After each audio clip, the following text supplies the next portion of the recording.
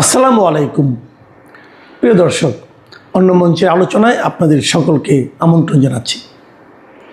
আজ আমাদের সঙ্গে আমন্ত্রিত অতিথি হিসেবে আছেন অভিষেক করেছে আপনাদের সাথে। এই মুহূর্তে যে খবর নিয়ে উপস্থিত হচ্ছে, দিল্লিতে পরপর 2 রাত্রি কাটানোর পরে আজকেও রাত্রিবেলা ককরোচ জনতা পার্টি তারা কিন্তু দিল্লির যন্তর মন্তরে রয়েছে এবং যে ছবিটা উঠে আসছে তারা কিন্তু এখনো পর্যন্ত একদম রীতিমতন কোনো মতেই সেখান থেকে সরার পক্ষপাতী নয় এবং অবশ্যই একটা পুলিশের সঙ্গে বচসা সেরকম ছবি উঠে এসেছে। তার কারণ পুলিশ অভিজিৎ দীপকে, যিনি ফাউন্ডার ককরোচ জনতা পার্টি, তিনি অভিযোগ করছেন যে যারা তাদেরকে খাবার এবং জল দিতে আসছেন তারা তো সেখানে অনশন করছেন না, তো সেই ক্ষেত্রে তারা শুধুমাত্র অবস্থান করছেন।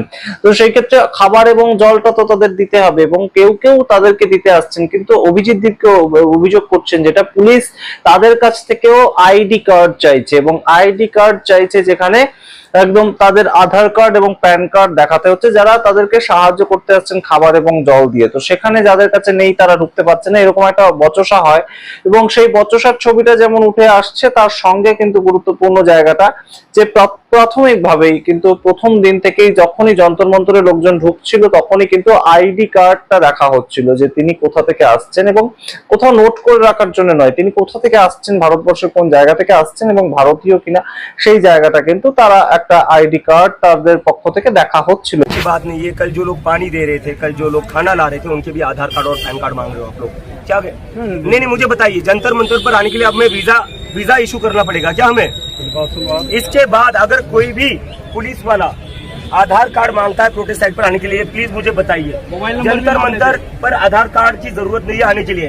इस देश के नागरिक है सारे, बहुत सारे लोगों को कल से मैं सुन रहा हूँ आधार कार्ड चेक किया जा रहा है लोगों का। झूठी बातें नहीं है, झूठी बातें नहीं है, झूठी बातें आगे आइए। स्पेशल मैंने अपनी फोटो निकाली है, फोटो में पुलिस वालों ने चेक किया। मैंने कल कौन इतने सारे कोई बात है ये आपका लड़का जो है এটা কিন্তু আমরা দেখতে পেয়েছি এবং বিভিন্ন ইউটিউব চ্যানেলেও কিন্তু আমরা সেগুলো দেখেছি। প্রাথমিকভাবে ইউটিউব চ্যানেল ছাড়া এই যে ছবিটা, এই যে প্রোটেস্টটা কোনো ধরনের কোনো বড় মেইনস্ট্রিম মিডিয়াতে দেখানো হচ্ছে না এবং অবশ্যই যেটা এই মুহূর্তে যে খবরটা উঠে আসছে যে ককরোচ জনতা পার্টি তারা কিন্তু সরাসরি দিল্লিতে এই মুহূর্তে যন্তর মন্তরে বলছেন যে আমরা সম্পূর্ণভাবে থাকবো এখানে এবং অবশ্যই যতক্ষণ না পর্যন্ত ধর্মেন্দ্র প্রধান, ভারতবর্ষের এডুকেশন মিনিস্টার, শিক্ষামন্ত্রী, তিনি ইস্তফা দিচ্ছেন ততক্ষণ পর্যন্ত তাদের এই লড়াই চলবে। সুতরাং এই যে লড়াইটা তারা একটা বেছে নিয়েছেন পন্থা, তারা কাউকে ডিস্টার্ব করছেন না, তারা একটা পিসফুল প্রোটেস্ট করছেন এবং সেই প্রোটেস্টের মধ্যে থেকে যে বিষয়টা উঠে আসছে সেটা কিন্তু অবশ্যই তাৎপর্যপূর্ণ যে এই মুহূর্তে একটা কোথাও গিয়ে অনেকেই বলছিলেন যেটা আন্না আন্দোলনের সমতুল্য, কিন্তু তেমন বিষয়টা হচ্ছে না, কারণ মানুষজন কমছে। এই যে আন্দোলনটা হচ্ছে সেইখানে মানুষজন কমছে এবং অবশ্যই সেখানে কোনো পরিচিত মুখ নেই এবং পরিচিত মুখ যেহেতু নেই সেখানে অবশ্যই সেই ক্ষেত্রে একটা মানুষের ভিড় কিন্তু কম থাকে এবং আন্না যে ছিলেন তার কিন্তু একটা বহুদিন ধরে আন্না হাজারের একটা ফলোয়ারশিপ ছিল এবং তারা কিন্তু সোশ্যাল অ্যাক্টিভিটিজ এর সঙ্গে যুক্ত ছিল। তো তারা যখন আন্দোলনে বসেছিল সেখানে বহু মানুষ বহুদিন ধরে ছিল। কৃষক আন্দোলন যখন ছিল মূলত কৃষকরাই এই আন্দোলনে সামিল হচ্ছিল, কিন্তু এই ককরোচ জনতা পার্টির আন্দোলনে কিন্তু এখনো পর্যন্ত তেমন ভাবে সাধারণ মানুষের যে একদম সক্রিয় ভূমিকা বা সক্রিয় অবস্থান সেটা দেখা যাচ্ছে না। অবশ্যই তাদের একটা নতুন পার্টি তারা ফর্ম করতে চাইছে এবং সেই ক্ষেত্রে অবশ্যই সেই পার্টি ফর্ম করার যে আগের প্রেক্ষিতে, আগের ভূমি যে জোরদার করতে হয় সেই জায়গায় তারা দাঁড়িয়ে আছে এবং যা খবর উঠে আসছে তারা কিন্তু অবশ্যই ইলেকশন কমিশন তাদের কাছে বিভিন্নভাবে কথাবার্তা বলছে, তাদের সঙ্গে কথাবার্তা চলছে এবং অবশ্যই প্রাইমারিলি তাদের যে জায়গাটা সেটা হচ্ছে যে এডুকেশন মিনিস্টার ধর্মেন্দ্র প্রধান তাকে ইস্তফা দিতেই হবে এবং সেই জায়গার বিভিন্ন ধরনের ছবি উঠে আসছে। সারাদিন ধরে তারা কখনো এনকারেজ করার জন্য নিজেদের মধ্যে গান বাজনা করছেন, কখনো তারা একদম সরাসরি অভিজিৎ দীপকে তার বক্তব্য রাখছেন এবং সবাইকে আসতে বলছেন, দিল্লি এনসিআর এর কাছাকাছি যারা আছেন তাদেরকে সেই আন্দোলনে সামিল হতে বলছেন। অবশ্যই একটা ফ্যাক্টর চলছে কিন্তু, তবে পুলিশ নজর রাখছে, পুলিশ এখনো পর্যন্ত কোনো ধরনের কোনো একদম অ্যাগ্রেসিভ ভূমিকা তাদের এগেনস্টে নেয়নি, লাঠিচার্জ থেকে শুরু করে কোনোভাবেই তাদেরকে কোনোভাবে ডিস্টার্ব করা সেটা করছে না। এবং অবশ্যই গুরুত্বপূর্ণ যে জায়গাটা, যে দিল্লি পুলিশদের পক্ষ থেকে এই সামগ্রিক বিষয়টাতে, এই যে আইডেন্টিটি কার্ড চাওয়ার বিষয়টাতে অভিজিৎ দীপকে যখন একদম অভিযোগ করেছেন, তখন দিল্লি পুলিশ বলছে যে না, আমাদের পক্ষ থেকে এরকম চাওয়া হচ্ছে না। কিন্তু অভিজিৎ দীপকে সঙ্গে সঙ্গে আবার পাল্টা উত্তর দেয় এবং সঙ্গে সঙ্গে ভিডিও আপলোড করে যে এই ধরনের কিন্তু একটা ব্যবহার করা হচ্ছে পুলিশের পক্ষ থেকে। এই আন্দোলনকে কখনোই ইগনোর করতে পারছে না সরকার, এবং এই আন্দোলনকে কিভাবে হ্যান্ডেল করবে সেই জায়গাটাও কিন্তু তারা একদম পথ খুঁজে পাচ্ছে না। অবশ্যই আপনারা জানেন যে এই মোদী সরকারে খুব একটা ইস্তফা কারোরই হয় না, এবং সেই ক্ষেত্রে বিভিন্ন সময় বিভিন্ন রকম আলোচনা উঠে আসে, সূত্র মারফত খবর উঠে আসে। তবে ধর্মেন্দ্র প্রধান তিনি যখন নিট পরীক্ষার ইস্যুতে এখনো পর্যন্ত ইস্তফা দেননি, এবং নিট পরীক্ষাটা আবারও হয়ে গেল 21 তারিখ, এবং তার মাঝখানে 12 জন ছাত্রছাত্রী তারা সুইসাইড করলো। সেই জায়গাটা যখন এখনো পর্যন্ত আসেনি আমাদের সামনে, আমরা জানি না কখনো জনতা পার্টি তাদের পরবর্তী মুভমেন্ট কি হবে, তারা কখন শেষ পর্যন্ত হাল ছেড়ে দেবেন, কতদিন এখানে বসে থাকবেন। যন্তর মন্তর একটা জায়গা, সেখানেই মানুষ আন্দোলন করেন, এবং সেটা আন্দোলন করার জন্যই যে কেউ সেখানে গিয়ে আন্দোলন করতেই পারেন। তো সেই ক্ষেত্রে কতদিন ধরে বসে থাকবেন আমরা অবশ্যই সেদিকে নজর রাখবো। তবে অবশ্যই অভিজিৎ দীপকে যেভাবে একদম সম্পূর্ণ বিষয়টাকে শুরু করেছিলেন, সেই জায়গাটা কিন্তু একটু হলেও স্থিমিত হয়েছে, এবং সেটা কিন্তু পুলিশ এবং সরকার তাদের পক্ষ থেকে কোনো রকম অ্যাগ্রেশন দেখানো হয়নি। সেই জায়গাটার জন্যই কিন্তু এই আন্দোলনটা বেশ খানিকটা স্থিমিত হয়ে গিয়েছে, এবং সম্পূর্ণভাবে মিডিয়া চ্যানেলগুলো প্রত্যেকেই কিন্তু এটাকে ইগনোর করছে। কোনোভাবেই এই আন্দোলনের কোনো ফুটেজই দেখানো হয়নি, কোনো জায়গার আন্দোলনের ফুটেজ দেখানো হয়নি। এরকম কোনো মুভমেন্ট যে খুব হচ্ছে এমন কোনো ফুটেজই কোনো মিডিয়া হাউস, বড় মিডিয়া চ্যানেল কিন্তু দেখায়নি। সুতরাং সম্পূর্ণ রাখলাম আপনাদের সামনে এই আন্দোলনের পরবর্তী ভবিষ্যৎ কি, আপনারা কি মনে করেন অবশ্যই কমেন্ট বক্সে কমেন্ট করে দেখতে থাকুন টক টু বাংলা। অবশ্যই টক টু বাংলা ইউটিউব চ্যানেলকে সাবস্ক্রাইব করতে ভুলবেন না। ধন্যবাদ। और अभी मैं देख रहा था सोशल मीडिया पर एक क्लिप वायरल हो रही है। आप लोगों ने मेरी एक वीडियो वायरल होते हुए देखी होगी जहां मैं एक होटल के अंदर जा रहा हूँ। ये लोग कह रहे हैं कि अभिजीत तो खुद 5 स्टार होटल में रुक रहा है, लोगों को धूप में खड़ा कर रहा है। क्या मैं 5 स्टार होटल में रुक रहा हूँ? कहां पर हूं मैं पिछले 3 दिनों से? कहां सो रहा हूं मैं पिछले 2 रातों से? मैं पिछली 2 रातों से जंतर मंतर पर इसी स्टेज पर सो रहा हूं। अगर प्रूफ चाहिए तो आज रात को भी आकर देख लीजिए, पिछले 2 रातों की भी फोटोज मीडिया ने चलाए हुए हैं। तो ये लोग जो वीडियो चला रहे हैं मेरी होटल वाली, वो मैं बता देता हूँ। वो वीडियो है 20 तारीख की, जब मैं एयरपोर्ट से लैंड हुआ था। सोनम सर का मुझे कॉल आया था। नहीं कोई बात नहीं, देखो हम मोदी जी तो नहीं है, सफाई देना, जवाब देना हमारा काम है। ये लोग हमारे साथ जुड़े हुए हैं, भरोसा बना रहना चाहिए लोगों का। अगर मैं ट्रांसपेरेंट नहीं रहूंगा तो मैं किस मुंह से ट्रांसपेरेंसी की डिमांड करूंगा? तो वो वीडियो जो सोशल मीडिया पर चल रही है, वो वीडियो 20 तारीख की है, जब मैं अपने घर से निकला था, दिल्ली एयरपोर्ट पर लैंड हुआ। उसके बाद सोनम सर ने मुझे कहा अभिजीत प्रोटेस्ट पर जाने से पहले हम थोड़ा मिल लेते हैं, थोड़ी बात कर लेते हैं, उसके बाद प्रोटेस्ट साइट पर चल लेते हैं। तो उसके बाद सोनम सर जिस होटल में रुके हुए थे, मैं उस होटल में उनसे मिलने गया था। उस होटल में मैं बस 15 मिनट रुका था दोस्तों। उसके बाद से मैं जंतर मंतर पर ही अड़ा हुआ हूँ। तो ये जो वीडियो चल रही है, मैं नहीं कह रहा, अगर मैं चाहता तो मैं कह सकता था ये वीडियो AI जनरेटेड है। अगर मैं चाहता तो मैं कह देता ये वीडियो फेक है। वीडियो सच्ची है, लेकिन प्रोटेस्ट के पहले की है। और मैं नहीं रुका था वहां पर, मैं बस सर से मिलने गया था, क्योंकि सर को कुछ जरूरी बात करनी थी। और कौन सी बड़ी बात हो गई, अमेरिका से पढ़ लिख कर आया हूँ, अमेरिका में रहता था, होटल तो बुक कर ही सकता हूँ। तुम लोग जैसे अल्पड़ गवार तो नहीं है हम लोग। अगर अमेरिका से मैं फ्लाइट करके इस देश में वापस आ सकता हूँ, अपने देश में वापस आ सकता हूँ, तो होटल तो बुक कर ही सकता हूँ। मैं किया नहीं है, लेकिन उतना तो है मेरे पास। तो ये जो लोग प्रोपेगेंडा फैला रहे हैं अभिजीत के 5 स्टार में रुका है, 5 स्टार में रुका है, उन लोगों को बता दूं मेरे लिए ये जंतर मंतर ही 5 स्टार है।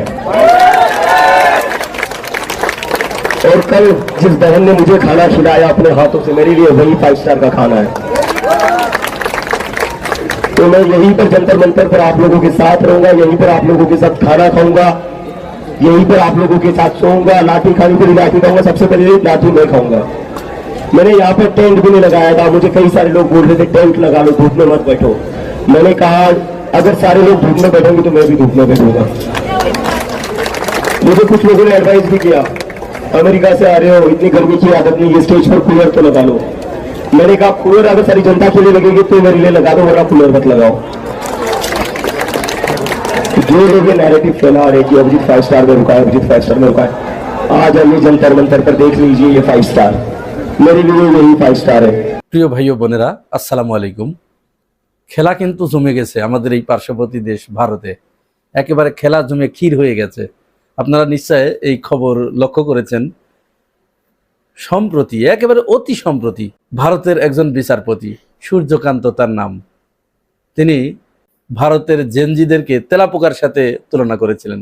ঠিক যেরকম আমাদের বাংলাদেশের সাবেক প্রধানমন্ত্রী, যিনি এখন পালিয়ে ভারতে চলে গেছেন, তিনি যেরকম ছাত্রদেরকে, তারপরে আমাদের জেনজিদেরকে রাজাকারের বাচ্চার সাথে তুলনা করেছিলেন, রাজাকারের নাতিপুতি বলেছিলেন। এরপরে তো ঘটনা যা ঘটবার ঘটে গেল। বিক্ষোভের প্রবল ঢেউয়ে তিনি ভাসতে ভাসতে ভাসতে ভাসতে চলে গেলেন ওপারে। ওপারে যেও ঠিক ভারতেও তিনি এরকম কুপা লাগিয়ে দিয়েছেন। এবং ধারণা করা হচ্ছে, অনেকেই বলছে যে এই শেখ হাসিনা এইখানে আসার কারণেই, সে যে একটা কুপা, এই কুপা এখানে আসার কারণেই এই ধরনের ঘটনা এখানে ঘটেছে। নইলে ভারতের মতো একটি দেশে সেখানকার বিচারপতি কেন সে দেশের জেনজিদেরকে তেলাপোকা বলে সম্বোধন করবেন? সেই বিষয়টি আমি আপনাদেরকে বলবো। তার আগে এই আমাদের বাংলাদেশে একজন উপদেষ্টা, প্রধানমন্ত্রীর উপদেষ্টা, তিনি একটি জঘন্য কুৎসিত একটি মন্তব্য করেছেন জনগণের খুব গুরুত্বপূর্ণ একটা বিষয়কে কেন্দ্র করে। সেই বিষয়ে দুটি কথা না বললে এদের মুখে এরা হয়তো লাগাম দিবে না, কখনোই এরা এদের মুখে লাগাম দিবে না।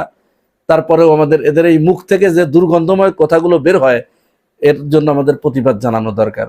আপনারা জানেন, এই গত 40 দিনের ব্যবধানে বিদ্যুতের দাম আবার বৃদ্ধি পেয়েছে। জুন থেকেই সেটি কার্যকর, 1 জুন থেকে কিন্তু এটা অলরেডি কার্যকর হয়ে গেছে। এর আগে এপ্রিলে একবার দাম বাড়ানো হলো জ্বালানি তেলের, সমস্ত প্রকার জ্বালানি তেলের। সেখানে বিগত সময়ের সবচেয়ে রেকর্ড পরিমাণ দাম বাড়ানো হয়েছিল এপ্রিল মাসে, মাথায় রাখবেন। কিন্তু 40 দিনের ব্যবধানে আবার এই গত বুধবারে গ্যাস, বিদ্যুৎ এবং জ্বালানি তেলের দাম আবার বাড়ানো হয়েছে, এবং এবারও সর্বোচ্চ পর্যায়ের, রেকর্ড পর্যায়ের।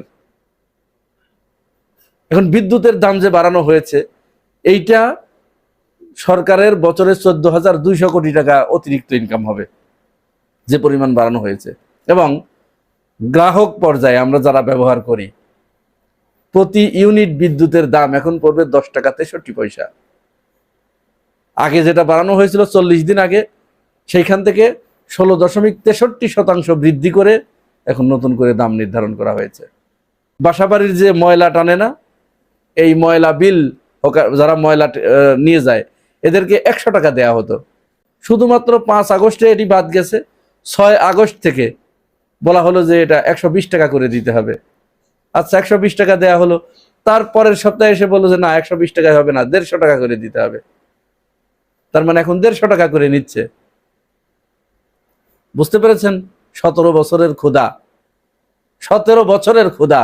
এ ক্ষুধা তো একদিনে মিটবে না, আর তাড়াতাড়ি পেট ভরতে হবে, যার কারণে এইভাবে দাম বাড়ানো হলো। এরপরে যিনি জ্বালানি মন্ত্রী আছেন, ইকবাল হাসান মাহমুদ টুকু, তিনি সংসদে দাঁড়িয়ে কি বলেছিলেন মনে আছে আপনাদের? আমি মনে করে দিচ্ছি, যে দেখুন, তিনি বলেছিলেন 2 বছরের ভিতরে সরকার জ্বালানি, গ্যাস, বিদ্যুৎ এইগুলোর দাম বাড়াবে না। কিন্তু সেখানে থাকতে পেরেছে? প্রতি পদে পদে তারা যে ওয়াদা করছে, এই ওয়াদায় 1 মিনিটও তারা স্থির থাকতে পারছে না। সরকার 100 দিন পূর্ণ করলো গত কয়েকদিন আগে। এই 100 দিনের ভিতরে তারা 2 বার জ্বালানি তেলের দাম বাড়িয়েছে, 2 বার বিদ্যুতের দাম বাড়িয়েছে, তাও রেকর্ড সংখ্যক। ইনকাম কি মানুষের বেড়েছে? 5 আগস্টের পরে কি মানুষের 1 টাকা ইনকাম বেড়েছে? কোনো দিক দিয়ে বাড়ে নাই তো। তাহলে ইনকাম যেহেতু আপনি মানুষকে বৃদ্ধি করে দিতে পারেন নাই, চাকরিজীবীদের আপনি বেতন বৃদ্ধি করে দিতে পারেন নাই, কোনো পে স্কেল দেন নাই, সাধারণ মানুষের রিক্সা চালায় যারা, তাদের ভাড়া বৃদ্ধি পায় নাই, এর ভিতরে আপনি 2 বার জ্বালানি তেলের দাম বৃদ্ধি করলেন, 2 বার বিদ্যুতের দাম বৃদ্ধি করলেন, তো স্বাভাবিকভাবেই এটি তো প্রতিবাদ করার কথা। রাজনৈতিক দলগুলো প্রতিবাদ করবে, এটি তো খুবই স্বাভাবিক। এবং মজার ব্যাপার হচ্ছে, এই যে দামটা বৃদ্ধি করা হয়েছে, এটা কিন্তু কারোর সাথে কোনো পরামর্শ করা হয় নাই, এবং রাতের অন্ধকারে অনেকটা চুপি চাপে বিইআরসির কাছে জিজ্ঞাসা করা হয়েছে যে আপনারা এই যে দামগুলো বৃদ্ধি করলেন, এটা কি আপনাদের উপরে চাপ ছিল? বলছে না, চাপ ছিল না, তবে বাজেটকে সামনে রেখে এটা তাড়াতাড়ি করা হয়েছে, একটু বেশি তাড়াতাড়ি করা হয়েছে, 2 বার বাড়ানো হয়েছে। এটা কি তামাশা? জনগণের সাথে কি এটা তামাশা? আচ্ছা, এইবার এটা জামাত ইসলাম এনসিপি এরা প্রতিবাদ করেছে যে মানুষের দ্রব্যমূল্যের প্রচন্ড ঊর্ধ্বগতি, বাজারে যাওয়া যাচ্ছে না, সবজির দাম 100 টাকার নিচে কোনো সবজি নাই। কারণ এই জ্বালানি তেল এবং বিদ্যুৎ, গ্যাস, এইগুলো বাড়লেই তো অন্য সমস্ত কিছুর উপরে গিয়ে এর প্রভাব পড়বে, সবকিছুর দাম বেড়ে যাবে, হু হু করে বাড়বে। এখন জামাত ইসলাম এই প্রতিবাদ করার কারণে এই গ্যাস, বিদ্যুৎ এগুলোর মূল্য বৃদ্ধির প্রতিবাদে বিক্ষোভ সমাবেশ করেছে। সরকারের এই প্রধানমন্ত্রীর এই যে উপদেষ্টা, যে ডক্টর জাহেদ, দেখুন কি কুৎসিত একটা মন্তব্য করেছে। এরকম অসভ্য এবং কুৎসিত মন্তব্য এই জাতীয় জায়গা থেকে যদি আসে, এই সমস্ত মানুষের মুখ থেকে যদি আসে, এটা কিসের আলামত এগুলো? তিনি বলেছেন যে জ্বালানি তেলের দাম বৃদ্ধি করার কারণে মনে হচ্ছে সবচেয়ে বেশি কষ্ট পেয়েছে জামাত ইসলাম। ভাবখানা এমন যে জনগণ জামাতের পকেটের টাকা দিয়ে এইগুলো কেনে। এটা কি তামাশা? এগুলো কোন ধরনের তামাশা? এটা একটা মন্তব্যের তো একটা সীমা পরিসীমা থাকা দরকার। জনগণ জামাতের পকেটের টাকা দিয়ে কিনবে কেন? জনগণের পকেট, আপনি জনগণের পকেট কাটবেন, তার কাছ থেকে চাঁদাবাজি করবেন, এটার প্রতিবাদ কেউ করতে পারবে না, কেউ কথা বলতে পারবে না। আপনি কথা বললেই তাকে জামাত ট্যাগ দিবেন। বিগত 17 বছর শেখ হাসিনা যত আকাম কুকাম করেছে, এই সমস্ত আকাম কুকামের বৈধতা নিয়েছে সে বিএনপি জামাত বলে। কোথায় কোথায় বিএনপি জামাত, আর এখন আপনি সেই কাজটি করছেন জামাত জামাত জামাত জামাত করে। ইসলামী ব্যাংকের গ্রাহকরা সমাবেশ করছে, সেখানে লক্ষ লক্ষ মানুষ ইসলামী ব্যাংকের গ্রাহক। তার ভিতরে যেমন আছে আওয়ামী লীগ, তার ভিতরে আছে বিএনপি, তার ভিতরে আছে জামাত ইসলাম। এইবার এই আন্দোলনকারীদেরকে, যারা আন্দোলন করছে তাদেরকে বেছে বেছে বেছে বেছে যারা জামাত সমর্থক, জামাতের কে কোথায় দায়িত্বে আছে, এদেরকে ধরে ধরে যে এই যে গ্রাহক আন্দোলনের নামে জামাতের লোকজন আন্দোলন করছে। কেন জামাত ইসলাম কি ইসলামী ব্যাংকের গ্রাহক হতে পারে না? ওরা কি আকাশ থেকে নেমে আসা কোনো প্রাণী, কোনো তেলাপোকা, কোনো খড়কুটো? এরকম অসভ্য মন্তব্য আমরা শেখ হাসিনার কাছ থেকে শুনেছি। এখন যদি আপনাদের কাছে শুনি, তাহলে আপনাদের আর শেখ হাসিনার ভিতরে পার্থক্য কোথায়? কোন কোন জায়গায় শেখ হাসিনার সাথে আপনাদের পার্থক্য আছে একটু লিখে লিখে জানাবেন জনগণকে।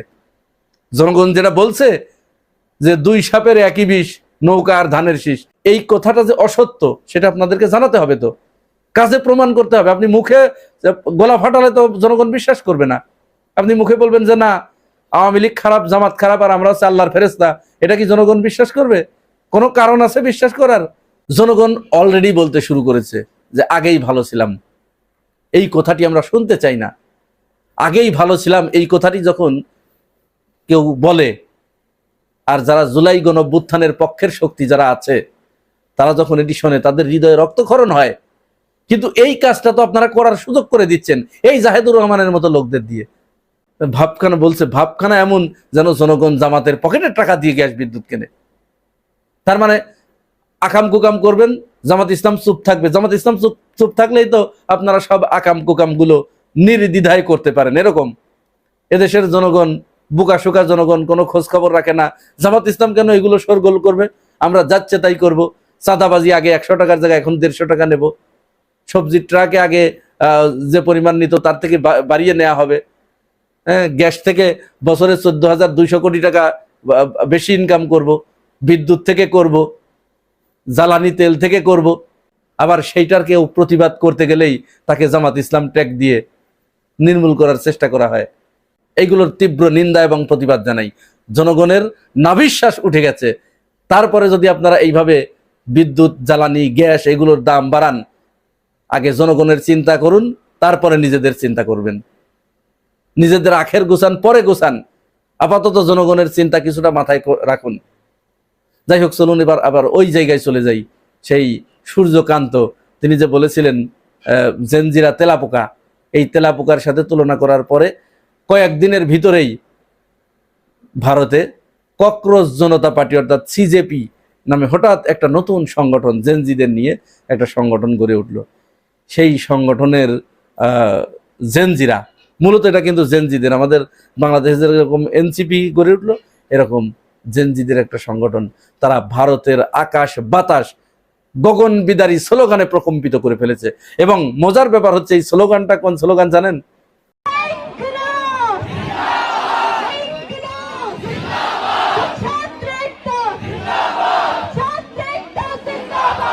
ইনকিলাব ইনকিলাব জিন্দাবাদ জিন্দাবাদ। এটি বাংলাদেশ থেকে এই ঢেউ প্রথমে আশ্রে পড়েছিল শ্রীলঙ্কায়, তারপরে নেপালে, এবার সেই ঢেউ আশ্রে পড়েছে খোদ ভারতে।